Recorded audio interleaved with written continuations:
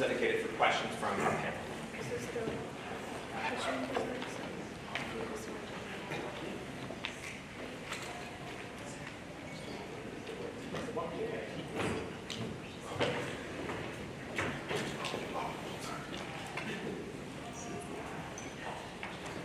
Have you ever been on your phone for 5 minutes and suddenly it's been an hour of just scrolling and watching? Now imagine kids doing that. Hi, I'm Sara and I created Tail Tossers, a fast-paced storytelling game where instead of consuming content, players create it in real time. It sparks imagination, lots of laughs, and brings people back to playing together. Kids today spend 9 hours daily on screens, just watching or scrolling. 39% of teen screen time is just passive. As a result, we are seeing declining attention spans, reduced creativity, and less real-world interaction. Parent-child play has dropped by 25% in the recent years, as you can see. There's a real need for immersive, screen-free play. I wanted to understand this better firsthand, so I started with my immediate social circle, and this is my story. During lockdown, I went downstairs and I interviewed kids. I asked them 3 main questions. What games do you really like the most? What makes a game really fun for you? Do you prefer watching videos or coming up with your own stories? Surprisingly, many of them said they didn't want more content to watch. They loved inventing their own stories, coming up with silly rules and making up their own silly stuff. That led me to one key insight. Kids don't need more content to watch. They just need a creative rhythm. And to solve this problem, introducing to you Tail Tossers. This is the product I made. It is a very simple product. It has a simple, easy to follow along rulebook, dice that I passed along, but these are 3D printed and they have visuals and they're in pastel color and portable packaging, so you can carry it with you anywhere you go, on trips, vacations, anywhere. Let me tell you how it's played. Don't worry, it's so simple. Players roll dice featuring in different categories like colors, shapes, senses, alphabets, and so on. They have to improvise story elements on the spot.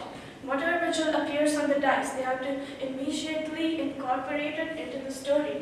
Players also use environment around them.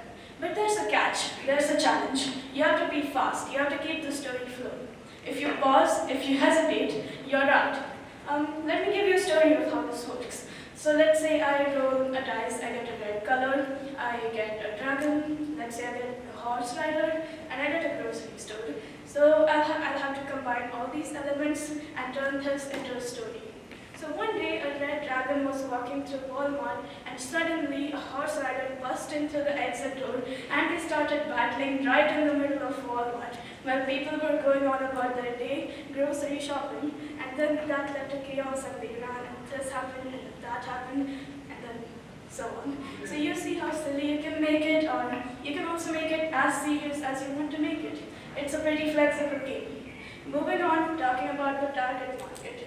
Kids love it because they love making silly stories that they're proud of. Teachers like it because it gets the quiet kids talking.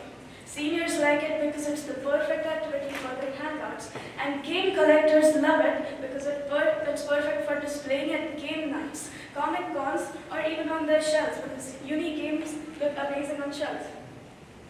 Tail Tosser stands out in 4 ways. Infinite stories. No 2 stories are ever the same. Fun for all ages. It has a simple rulebook. Any age group can follow along.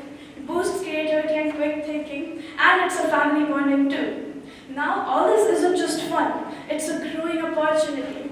The tabletop game market is projected to reach $32 billion in just 2030, which is a 12.5% growth rate. My primary audiences include kids, elementary school students, game collectors, teachers, and grandparents. These groups are already buying games in family and education, which means a game like Tail Tossers attacks their sweet spot. Talking about the business model, Tail Tossers is priced at $22 per unit. Production cost is $7 per unit, giving us a 69% gross margin. Additional revenue will come from expansion packs, bulk orders with schools and community colleges, and licensing partnerships with major game publishers. Then, I'm planning to patent the game, the dice mechanics, and trademark the brand. At the same time, I'm exploring licensing deals with major game publishers like Hasbro and Mattel at a royalty for 5 to 10%. Let's talk about what we have already achieved. I have spent over 360 hours developing the prototype in softwares like ZBrush and Maya from scratch. I have modeled the dice, rulebook, and packaging that you have right now with you, and I have tested the game with over 100 families. And right after playtesting, I conducted a short survey of just 4 questions, and 92% said that they would highly recommend it. Apart from that, they also reported high on scales of laughing, thinking creatively, and thinking fast. They also asked me when the game is coming to market because they want their own copy. So they also gave me some good testimonials, so you can have a look at that. Moving on, talking about the competition, games like Monopoly or D&D are scripted, pre-written, and strategy-based. But Tail Tossers focuses on improvisation, speed, and players also get to use the environment around them. It's also competitively priced, as you can see. You can have a look at the chart. Okay, so this is going to work in 4 phases. Phase 1 is validation, where I plan to refine and playtest the game and table it at cons and build an early supporter community. I'm very proud to say that I'm currently at the end of phase 1. Phase 2 is crowdfunding and Kickstarter, where I plan to launch a crowdfunding campaign on Kickstarter and fund, and also build an early supporter community of audience. This is also where I plan to recruit a co-founder experienced in marketing, retail, and partnerships.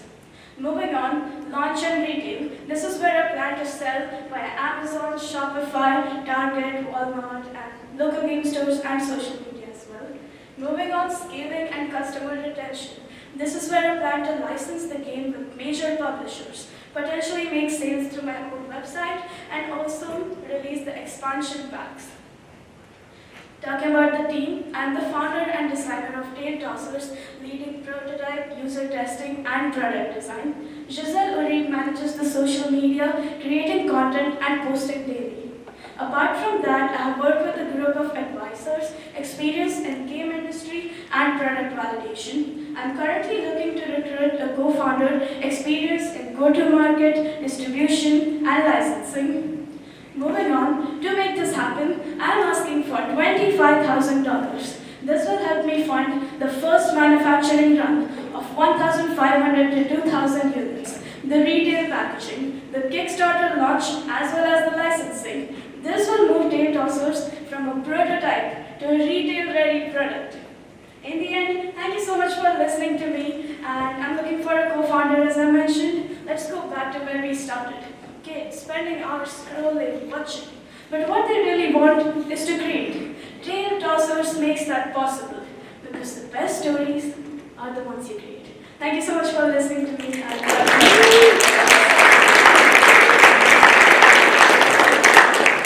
Wonderful. Thank you very much for a great first presentation. We have about 5 minutes for our judges to ask any questions they may have. And as you're giving their response, you'll just kind of echo back that question for everybody. Okay?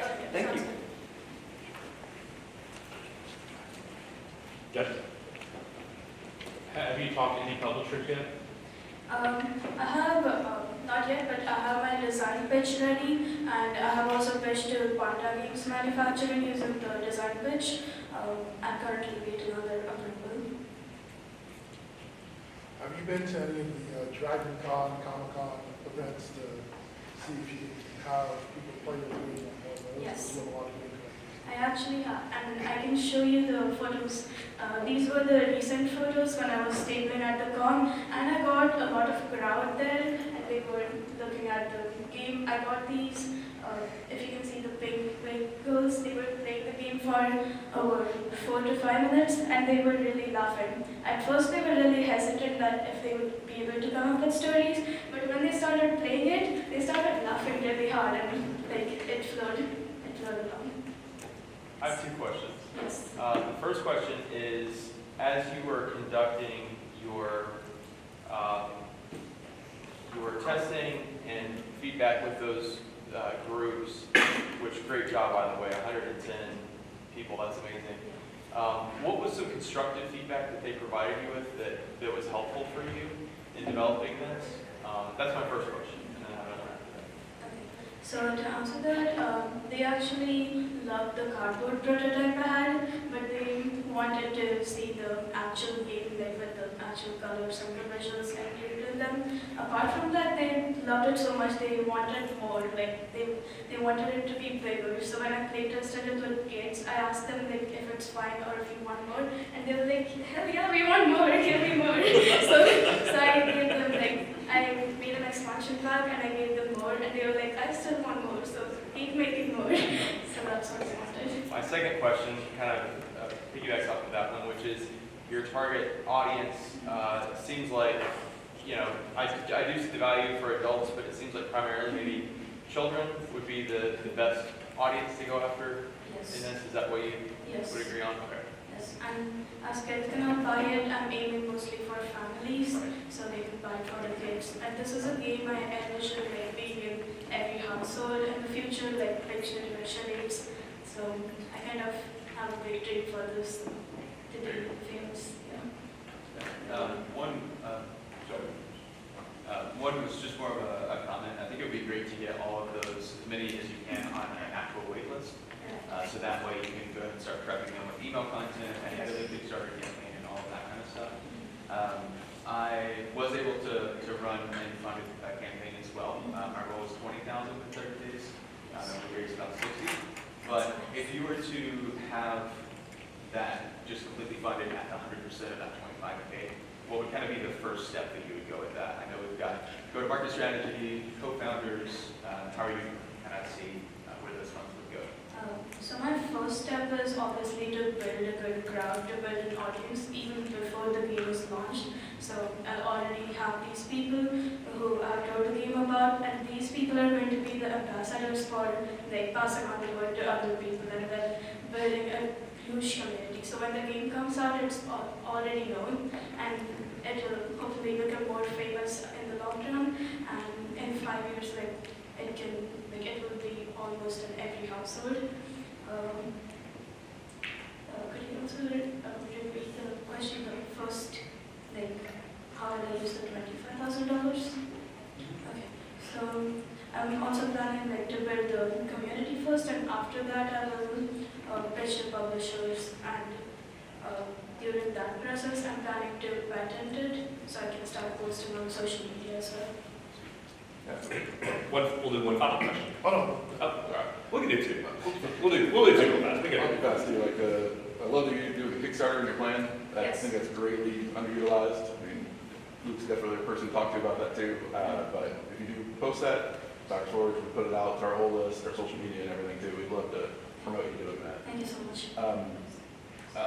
The other quick piece of advice would be, going on what you were saying, when you're going to these cons, you should start pre-selling, and so that people can get a first edition. Your collectors are a big part of what your market, and so that would be a good thing to go after, and that builds that list and gets you revenue. They're just giving them discounted stuff so they can give me feedback. And I know you want the $25,000 to kind of help get the money to build the first 1,500 to 2,500. But is it possible to go out and get just 5 or 10, even though they're going to be more expensive? But I feel like you just need that realism to it. Yes. And that'll help you. What does that look like to do that? If you want 5 to 10 copies, I can easily just 3D print the models that I've made in these softwares. But to actually manufacture it, the baseline products I have to start with is above 500. So I have to start in the range of 500 to 1,000 products. So I can that's what the game publishers offer. Yeah. And we'll take our final question.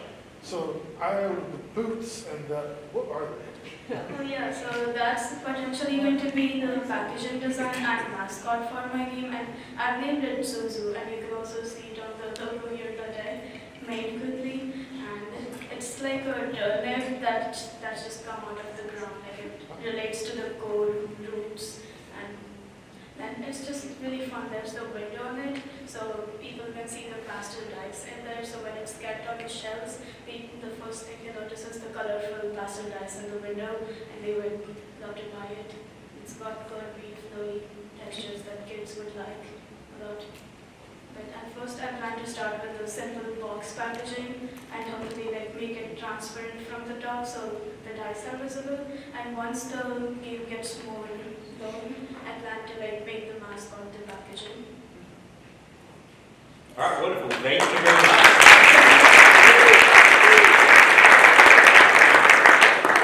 What a wonderful way to start off our competition. Again, thank you very much. Our second presentation today is from Rizwan, and it is DigiLab 1.